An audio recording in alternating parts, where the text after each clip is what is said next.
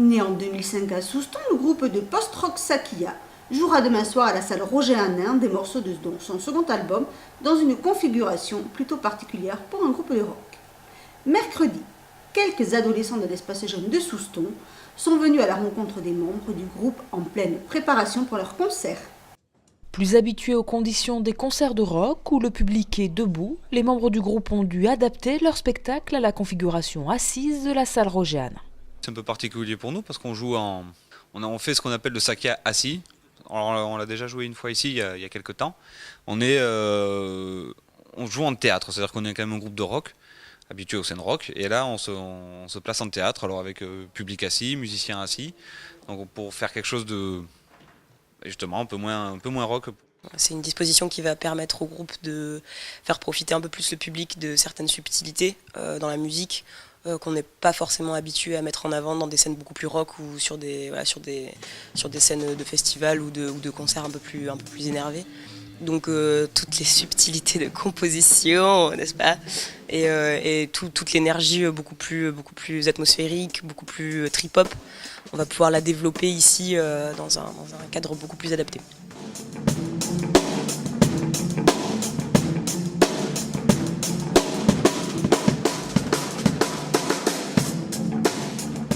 La musique de Sakia est inclassable, elle se nourrit des influences de chacun des musiciens pour faire naître un rock hybride aux univers multiples.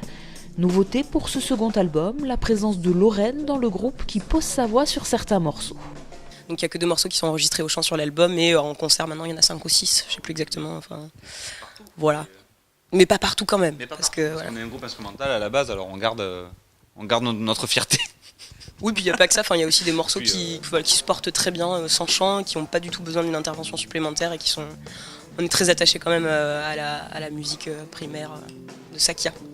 Le groupe aime aussi partager sa musique avec d'autres musiciens en les invitant à improviser sur leurs morceaux. Pour ça, on a 3 intervenants avec nous, donc Benia Tachari au chant, Jésus Ored à l'accordéon et Dominique Regeff au violoncelle et à la vielle à roue. Disons que nous, c'est des morceaux qu'on connaît très bien et ça amène des couleurs qui des fois vraiment sont surprenantes et assez agréables. Et puis après, il y a des choses dans lesquelles on part vraiment, voilà, là on ne sait pas où on va.